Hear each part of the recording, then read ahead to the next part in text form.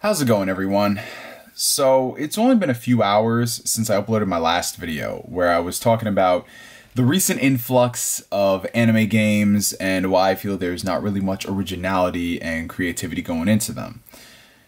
And while I was looking through the comments section, I was reading all of y'all's responses. I just got hit with so many waves of nostalgia from y'all listing all the anime games you played and the ones you enjoyed. It had me feeling some type of way, so much to the point where I was curious to see how many anime games I had left in my room. So what I've done here today is I've compiled a list of anime games that I played as a kid going into my later teen years. Now, this isn't the entirety of my collection, far from it. The majority of the games are in storage because they are on older systems and I just can't be asked to dig them out of storage.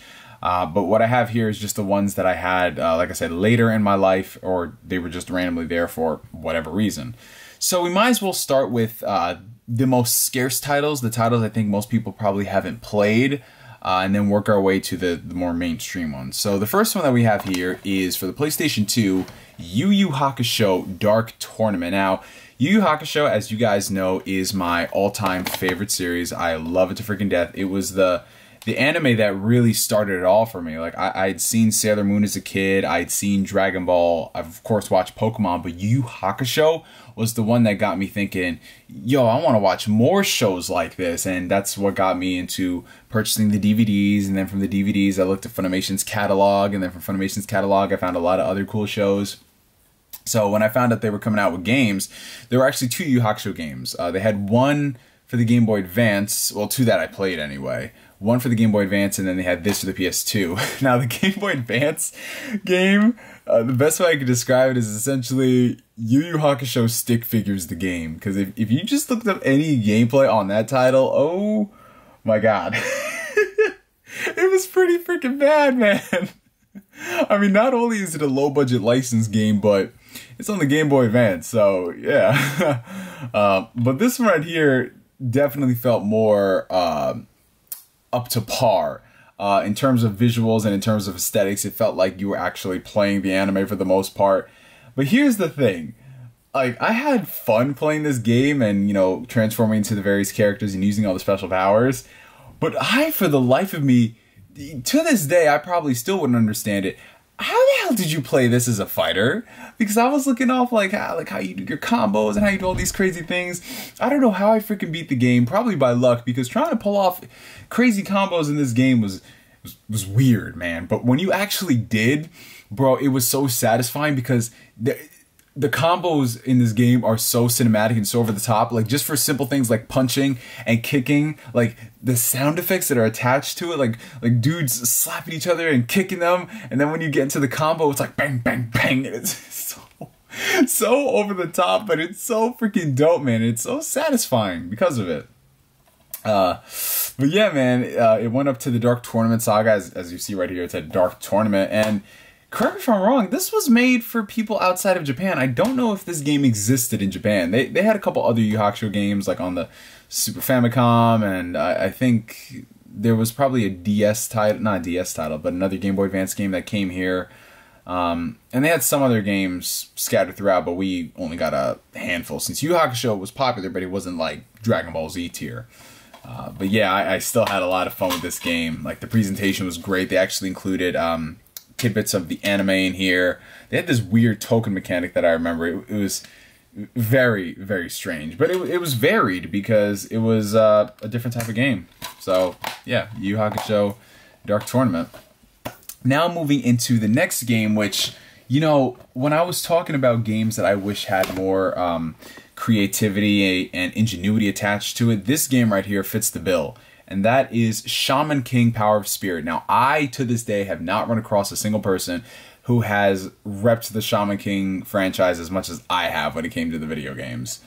This one right here is one of my personal favorites because it did something different. It wasn't a straight-up action brawler. It was a tactical strategy game where you, if I remember correctly, you play it like a tactical RPG, you have the board game and everything, you select your characters, you move them, they have their special traits and their abilities, and then from there, when you get into the combat, you're actually in combat, so it's, you know, 1v1, you're doing the fighting, and the fighting mechanics in this game, it wasn't the best, but for what they were going for, it was pretty decent, and the game was beautiful, especially when you're pulling off all of the crazy special attacks. So as it stands, man, this right here is one of the more unique and interesting anime titles because it blended two separate genres. Granted, I feel like if they went with one more than the other instead of trying to do this hybrid, it could have succeeded more. But as it stands, like, I appreciate the creativity that went into this title. And it's Shaman King, man. I freaking love it. I wish we'd get a freaking reboot to the anime, one that's closer to the manga. That would be great. Okay, now, when I mentioned Shaman King being a game that, yeah, I don't know anyone who picked it up. This game right here, I'm pretty sure I own the sole copy in existence because I've never seen this anywhere. And that is Beyblade V-Force. Okay, so if y'all thought Yu-Gi-Oh was overdramatic, where these dudes were, you know, threatening to jump off of damn skyscrapers over a trading card game, y'all ain't seen nothing yet. Beyblade takes itself so seriously to the point where dudes be straight up on the verge of death with this game of spinning tops, man. It was insane. But yeah, it's basically Beyblade. It's a game about tops, but virtual. So, to this day, I still didn't understand much about it outside of customizing your Beyblade. Like, you had your own custom character with his own base spirit, or Bit Beast. That's what they were called, the Bit Beast. And, yeah, that was basically the gist of it. It's Beyblade on the GameCube. I still, to this day, do not know why I picked this up, because I don't know. I really don't know. Okay, so moving away from those games right here, we move into, since I mentioned Yu-Gi-Oh! In the last one, might as well talk about some Yu-Gi-Oh! Games. Now, like I said, when it comes to Yu-Gi-Oh!, as y'all know this, I loved playing the trading card game as a kid, but as I got older and older into my, you know, teen years, a lot of my friends kind of stopped playing it, and since they stopped playing, I kind of phased out of it. I wasn't really going to, you know, tournaments and having fun like I used to, so I said, hey, if I want to get my Yu-Gi-Oh! Fix without buying all the cards, I'll just get the game. So I played them on the Game Boy Advance, but the most amount of time that I got playing them was on the Nintendo DS. And the first game here is Yu-Gi-Oh! Nightmare Troubadour. I believe that's how you pronounce it. Troubadour? Troubadour? Yeah, Yu-Gi-Oh! Purple. And yeah, it's essentially the Yu-Gi-Oh! Battle City saga in DS form. It was different as far as, you know, the story, because you're playing your own duelist, so of course it's not going to be 100% like the anime. But it was fun, man. However, it wasn't until I touched the sequel where I just sunk so much time, and that game is Yu-Gi-Oh! GX Spirit Caller. Man, like, y'all might recall that I said that Call of Duty World at War was like my most played game of last generation. Yu-Gi-Oh! GX Spirit Caller was not far behind, because this game right here, if I wasn't playing it on the bus at school, I was playing it at home, you know, whenever I was out and about. Like, I would always bring my DS and play this game because it was so fun. I love the GX characters. I still do to this day. I love the cards that they introduced. I loved everything you can do in this game. It was great. It had online, so I was able to play with a bunch of people, and I had a freaking blast, man. I'm pretty sure I put over 500 hours into this. Yeah, it was that serious. We were about that Yu-Gi-Oh! DS life, not necessarily the cards, but we always played it on here. Okay, so we've tackled those games. We might as well move into the bulk of the anime games that I have left here today, because I'm pretty sure most of you guys have played one of these games at some point.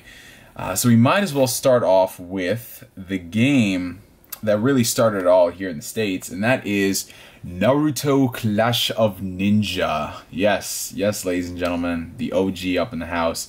Probably the worst Clash of Ninja game when you're considering what came after, because this game was so bare bones. When I say this is the, like, how do I say this? This is the Marvel vs. Capcom 3, the Clash of Ninja games, because it's so bare bones with what you have. I think there's only 8 characters. Like, all the characters you have on here are who you get in the game. Oh, no, wait, that's a lie. You can unlock Kyuubi Naruto, which is just Naruto with his, like, stage 1 Nine-Tails power. Like, it literally feels like someone watched the first 20 episodes of Naruto and they were just like, hey, let's make a game about this. Like, literally, so much to the point where the only new character they have is Rock Lee, which was just, wow. You're gonna do just one arc of the anime and that's it? Wow. Jesus, man. But yes, it's what started it all. It wasn't until we got to the sequel where things started to ramp up. Like, yo, Clash of Ninja 2? Bro, this is how real the game was. Clash of Ninja 2, I bought that game at Costco day one. I didn't even know they sold anime games at Costco, but they had it there. I picked it up. I played it on a school night from when I got home from Costco at 8 p.m. up until 1 a.m., which I'll remind you guys, I was probably, when Clash of Ninja came out, 12, 13, I was like probably 13 years old. So me playing game until 1 a.m. was a huge deal. I felt like the sun was going to rise at any moment. That's how insane it was. But Clash of Ninja 2 introduced so much stuff. It paved the road for the series in the future. Unfortunately, we didn't get some of the other games, like the natural progression would be Clash of Ninja 3, Clash of Ninja 4. Considering the GameCube was on its way out the door, like when Clash of Ninja 2 released in 2006, the Wii was about to come out, so what sense was there to release, you know, GameCube games after the Wii released? Which is why we ended up getting the Clash Ninja Revolution series. It literally jumped onto the Wii within the first year. And this thing right here is sort of like Clash of Ninja 3 remastered, but at the same time it's not, because it doesn't have all the content of Clash of Ninja 3, but it has new stuff from Clash of Ninja 3, if that makes any sense. Yeah, this is where they started to experiment and do things a little bit differently with the Wii to try to entice people over. Of course, they introduced the motion controls, which were kind of cool, but as it stands, they were pretty useless. But going in the progression of games, normally I would talk about Clash of Ninja Revolution 1. Logic did take, I would talk about Clash of Ninja Revolution 2, but I'm not going to do that because that wasn't the second Naruto game I played on the Wii. The second game I played on the Wii was Naruto Gekto Ninja Taisen EX2. Man, when I say that this was my favorite Naruto game for a long time, it seriously was. Gekto Ninja Taisen EX2 was everything I loved about GNT4, but on steroids. Like, just looking at the massive amount of characters, the roster was insane. So much more attention to detail went to this game. New jutsus, and you could use the Wiimote to do your hand signs to add buffs to your characters. It was just so good, man. So good. You had the 4-player combat. You had the stage transitions. Like, they definitely went all out for the sequel, man. I think this and Gekto Ninja Taisen 4 were the two Naruto games that I probably put the most amount of time into. They were just so much fun. Like, people underestimate how great this series was. When people say stuff like, we want to see a return to the Clash of Ninja series, they're not talking about it just because it's a Naruto game. They're talking about it because it's a Naruto game where they actually put time and effort with their constraints and their restrictions and their low budget and all that stuff. These games were great. So after that, in the same year, I picked up Clash of Ninja Revolution 2, which actually to this day remains one of my more controversial YouTube videos. I did a review on it. I mean, I appreciate some of the things they included. It has its original story. It's got new characters, and those characters are indeed playable. It was cool in a lot of respects, but for me, it just felt like there wasn't too much different with it compared to the first game, and I just wasn't feeling it at all. But I really appreciated the extra content they put into it, because it led us to the next game in the series, which I don't have here because I actually let one of my boys borrow it almost 10 years ago. Wow. It's almost 10 years old, Jesus. And I never asked for it back, and I think he went to the Marines, so yeah, my Clash of Ninja Revolution 3 is somewhere out there, but it is probably top 3 Naruto games of all time. I rank it up there with Gekto Ninja Taisen 4, because there's so much tender love and care that went into that, because that was the last game they put out. That was the last title released by the studio. And if you look back at some of the older interviews, when they're talking about the game, they said, yeah, we're really putting our 100% effort into this, because it's not going to be like one of those Naruto games where it comes out and then we just, do another one next year. So they were talking about it being their last, which kind of sucks, because it was such a great game. It introduced a lot of new features, and the online component, even though it was the Wii Online, it was shitty, the online was a welcome addition when it worked. I just had so much fun with it. Like the Clash of Ninja series, no matter what game I played, even some of the titles that I was kind of lukewarm on, like Gekto Ninja Taisen EX3, I didn't really care for it much. Same thing for Special. Even those games, I still know I would have a ton of fun playing them, because at its core, it's such a great series and it's so much fun. And if you guys want to get a good understanding of how good it is, the Clash of Ninja series is one of the best pick up and play series where you can have fun if you're a noob, but if you want to truly master the complexities and see all the depth that the game has, go watch some of the YouTube videos and people doing off these crazy combos and these juggling sessions and cancels that exist. Yeah, this game was legit. It was serious hardcore business, man. what I wouldn't give for like a Clash of Ninja HD on the Switch, or you know, Boruto to Naruto Clash of Ninja Reborn. I would so buy that in a heartbeat, seriously. But the rights seem to be up in the air. We've got no real concrete understanding of what's going on with it. Then we move into the PlayStation 2 Naruto games, which it had a couple. Yeah, so of course, the first Ultimate Ninja, like the first Clash of Ninja, this was pretty much a beta test. It had more content than the first Clash of Ninja, mind you. But this game was kind of weird because it was a trend that existed with Naruto games going forward, at least for the first two Ultimate Ninja games and some of the other spin-offs, where the North American branch of Bandai Namco, for whatever reason, was hella concerned with spoilers for the games. Like, I think either they were dubbing this before they were dubbing parts of the anime. I don't know what, but some of the voices that existed in this game for characters that would appear later on, like in the Chunin exam arc, the latter portion of that, they have different voices in this game, such as Jiraiya and the Sound 4 as well. It was so weird and it was so off-putting because I was like, those are the voices. Please don't be the voices. And then when I finally saw the anime, I was like, okay, good. Thank you, David Lodge. Thank you. I think he left voicing Jiraiya towards the end of Shippuden, right? Naruto fan, correct me if I'm wrong. But yeah, it was aight for what it was. It was, you know, interesting, decent art style, but again, it didn't have the complexity of Clash of Ninja, so I kind of stopped playing it. Ultimate Ninja 2, on the other hand, you know, it adopts the standard sequel approach. They just improve on everything that made the first game great. This one I had a lot more fun with it because they added more modes, the story mode, more characters, the special attacks were awesome.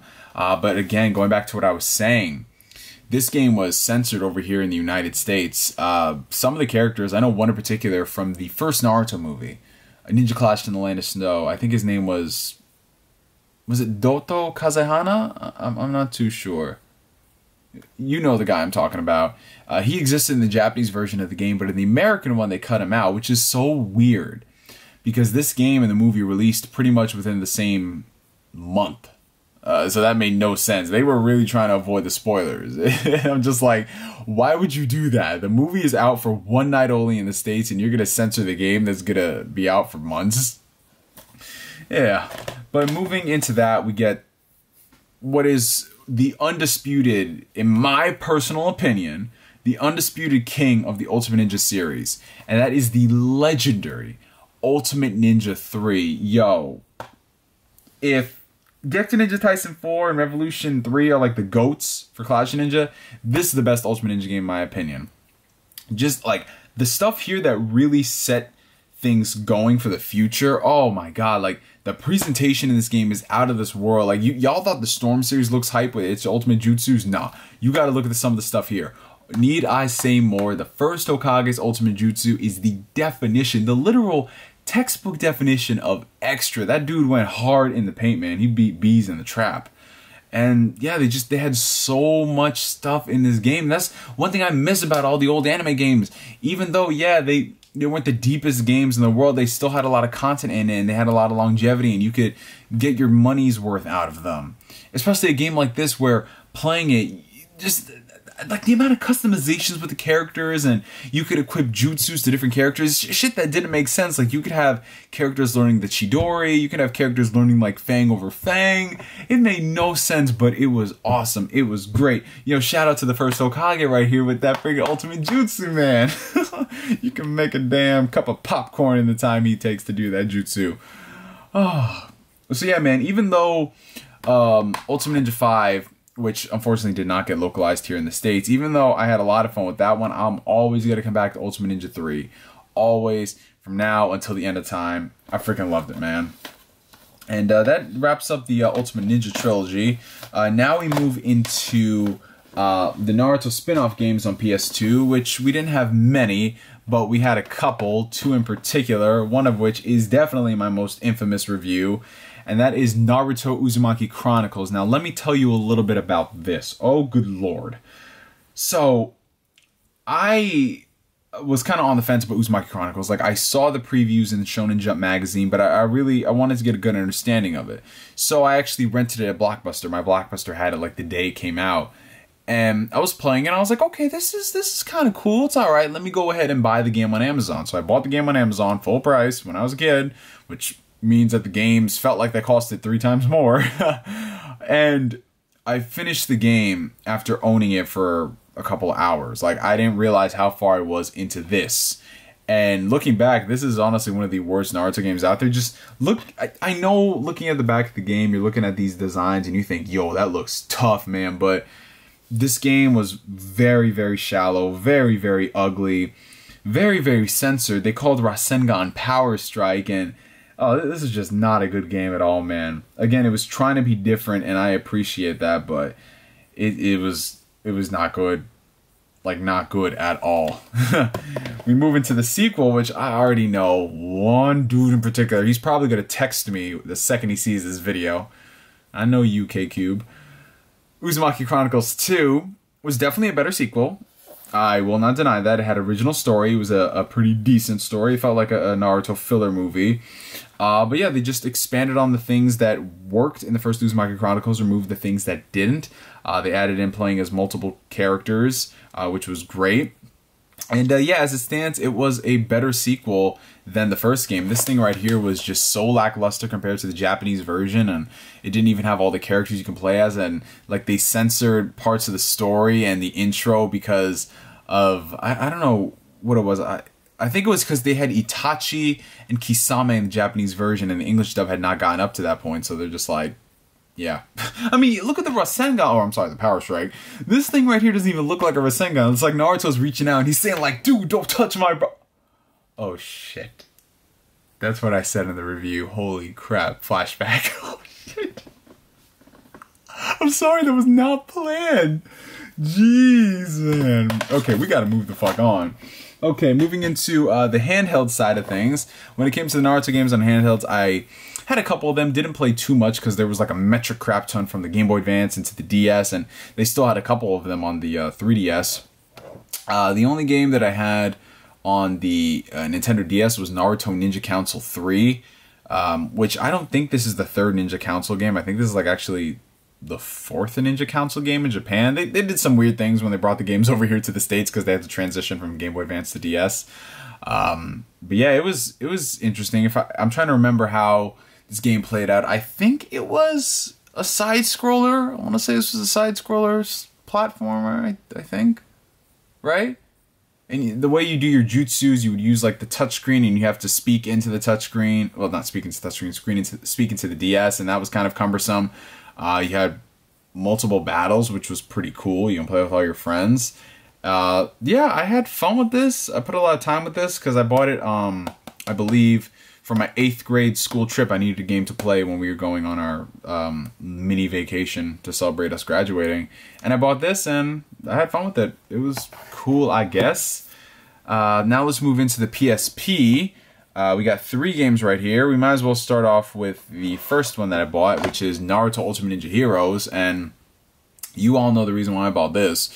Ultimate Ninja on the Go, yo, I was not going to pass that up, and still to this day, I think it's got one of the more aesthetically pleasing Naruto covers. I think this looks great, and yeah, it's what you wanted out of a Naruto game on the go. It was just Ultimate Ninja. It was cool, and they really customized and they optimized it for the PSP. Like, I'm reading up some of the features they had here. You could play with a single UMD, whether or not your friend had the console. That's just wow. Like, more games need to bring back that feature. There was, like, I'm looking right here, it says Team Sharingan. There was definitely something about the team aspect here that played a major role. Can't really say too much. I didn't pick up the sequel. I jumped straight into the 3rd game, which, again, this is kind of weird the way they named it outside Japan. Naruto Ultimate Ninja Heroes 3, which is Naruto Accel 3, which is technically a sequel to Excel 2, which is known as Ultimate Ninja 5 in the States on the PS2, so they put the next game on the PSP for whatever reason, and yeah, this game right here was a metric crap ton of fun. I know I say that a lot, but it was the living shit. The story mode, on the other hand, you know, it's whatever, but the combat and everything, 4-player ninja battles, yo, that was my shiz, man. That was my shiz. And then the final game on this list, probably the most disappointing game. I kind of rank this in the category of like, why the heck did you do this? Like the Uzumaki Chronicle series, and that's Naruto Shippuden Legends Akatsuki Rising. Yeah, it's kind of like the Uzumaki Chronicle series. I just didn't like it. Like, just looking at this, nah. Like, one of the selling points is plays an Akatsuki Ninja. That's great, man. That's great. Really cool cover, but nah. I'm so glad I got this for dirt cheap. I didn't buy it when it came out. And yeah, guys, those were all the anime games in my collection. At least my, you know, what I can reach and grab with my hands, which is pretty long, but not long enough to get like the Budokai series. In terms of other games that I played, man, okay, so as y'all know, of course, the Budokai series, I had a lot of fun with that. Budokai Tenkaichi.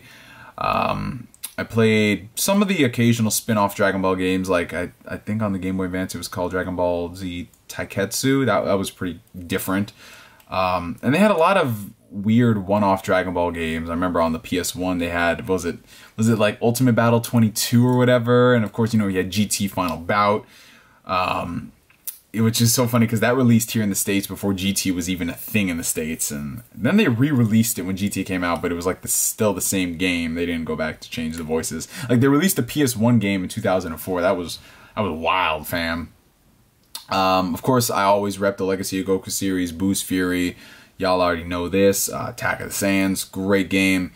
Revenge of the King Piccolo on the Wii was actually pretty cool for what it was, in addition to Dragon Ball Origins 1, and I think the sequel is just called Origins 2. So, yeah, man, as far as the anime games go, the majority of them I played were Dragon Ball and Naruto because they had the majority of them, and they had the most amount of creativity and ingenuity that went into them. There were a couple of, like, games I rented and I had some fun with, like Bleach Shattered Blade. I actually bought that, and that was...